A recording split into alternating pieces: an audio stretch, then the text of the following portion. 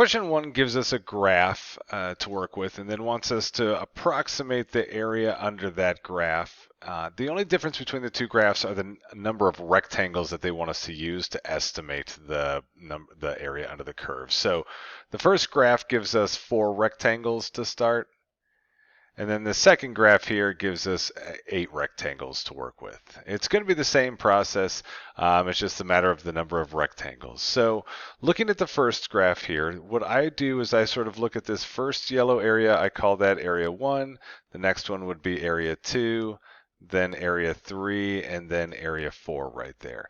And all we're doing as we come through here is we're trying to find the areas of those yellow rectangles. So this is really just the area of a rectangle problem. So if you remember, area is equal to base times height. So in our little rectangles, when we look at this picture over here, what we can see is our base on these rectangles is always going to be that distance across right there. And so that distance across in my situation goes 1, from 1 to 2, 2 to 3, 3 to 4, 4 to 5. That base on all of these is the same base. That distance across all those gaps is just going to be 1, 1, 1, 1. So then we're going to multiply that by the height. And how they found the height is, if you look at area 1, the height of area 1 comes from the left-hand side of this interval right here. And so what that x value was is going to be this x value here of 0. So on A1, what they've told us to do essentially is plug 1 into our equation that they give us, this f of x equals 1/2 x squared. So we're going to be plugging into that equation, this f of x equals 1 over x squared equation. For that first area there, we're going to be plugging in the value of 1. On area 2, we'd be using this value, so that would be 2 we'd be wanting to plug in right there. On area 3, we'd be here, so that would be 3 that we'd be plugging in. And then on area 4, we'd be coming in at that point, and that would be giving us the 4 to plug in right now. And so we would do f of 4 in this situation.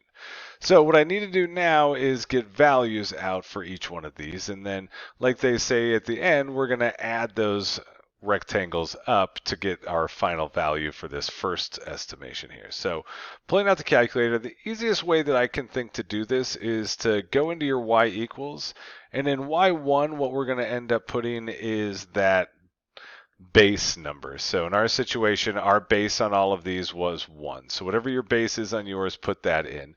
And then next to that, we're going to multiply that by our equation. So our 1 over x squared. Then once we do that, we'll graph it, and we'll do second calc, and then we'll choose number 1, which is value. And then the values that we'll calculate, because it'll ask us for an x value, the values we'll calculate will be these values here that we're plugging in to find the heights. So I go back to my calculator, go into my y equals, and I'm going to type in parentheses 1, that's my base, and then times my height, which is 1 divided by x squared. So then we'll go ahead and graph that. And then we do second calc, and then number 1 in that menu, which is value. For the first one, we're entering 1. And that's going to give us out our y value is what we're looking at here. So our y value in this situation is 1. So we get 1 for that first value. Just repeat it down the whole process here. So second calc value, and then this time our value is 2. And 2 is going to give me out 0.25 as a y value. And then we just keep doing the same game. So second calc, number 1 value at 3, and that's going to get us 0.111111. So and they want it to 4 decimal places, and they say up in the wording up here. So we'll do 0.4111, and then from there we'll do second calc, number 1 value at 4, and that's going to get us 0.0625. And then, like it says, again here, adding all those up. So now we're just going to add all those values together, and that's going to give us our final answer for what our estimation was using the 4 rectangles. So 1 plus 0.25 plus 0.1111, and then plus 0.0625. Oops, I got too many 2's there. And hit enter on that. We got there 1.4236. So 1.4236 would be the total for that first estimation using the 4 rectangles. Then from there, we'll go on to the next one. And so here we're working on the 8 rectangles.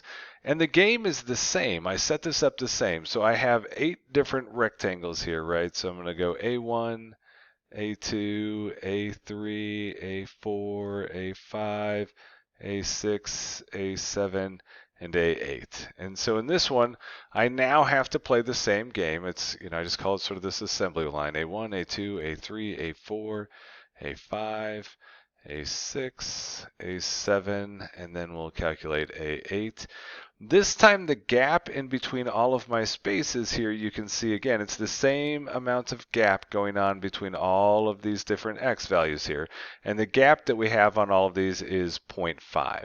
So again, doing our base times height, our base on all of these is going to be 0.5. So 0.5, 0.5, 0.5, oops, parenthesis on the wrong side there, 0.5, 0.5, 0.5, you get the idea.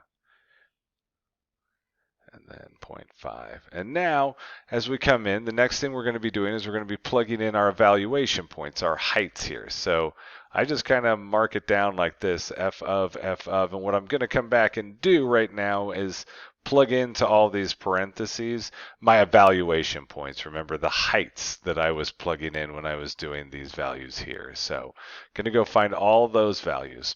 Again, what I'm looking at on each one of these intervals is that the left side of the interval is what's telling me what the height of that rectangle is. So the left side of A1 is going to be 1. The left side of A2 is going to be the 1.5. And then as we see, we're just going to keep moving over. That one will be 2, 2.5, 3, 3.5, 4. So we're here at 4. That's A7 right there. And then the last one is going to be 4.5 because we're just using the left side of each of those rectangles. So from here, we'll do like we did on the last one. We'll get all these values all put together, and then we'll add them all up to get that total area out for our final answer. And so in Y1 this time, I put that gap, which is 0.5 on all of these, and then I multiply that by the equation 1 over x squared. And then we'll go ahead. Another way we could do this is just by hitting trace first and then typing in our x values. So might as well learn a couple of ways to do it on the calculator as well. The trace way is really kind of the quicker way if you know what's going on. So point, and then we're going to insert the 5 here. So 0.5 times 1 over x squared. We graph it. And now what we're doing is we're just going down the row here and we're hitting trace, and then we're going to type in those x values. So I hit trace and then type in 1. Hit enter, and that gets me 0.5 out again. We're looking for the y values as we come out here. So that's 0.5. Then once I've done this process, I really don't even have to hit trace again. I can just keep typing it in. So then 0.2222 out to 4 decimal places. Then we'll do 2. So 0.125. Then we come back, keep going. 3. Oh, nope, sorry, 2.5. And we get 0.08. And then out of there, we do 3 is the next one. That's going to get us 0.0555. Do it again, we get 3.5, 0.0408. From there, it will be 4, 0.03125. And then we get our last value out at 4.5. And we get 0.0246. So then we'll add all of these up now and see what our final answer is for the estimation based upon that. So we go back into the normal screen, 0.5 plus 0.22222 plus 0.125 plus 0.08 plus 0.0555 plus 0.0408 plus 0.0312, and then plus 0.0246. 0.46, and we hit enter, and we end up with 1.0793. So equals 1.070793. I know that's slightly off from the answer you'll see up there. That's because we did everything to 4 decimal places, and so you'll be fine. Just do it that way.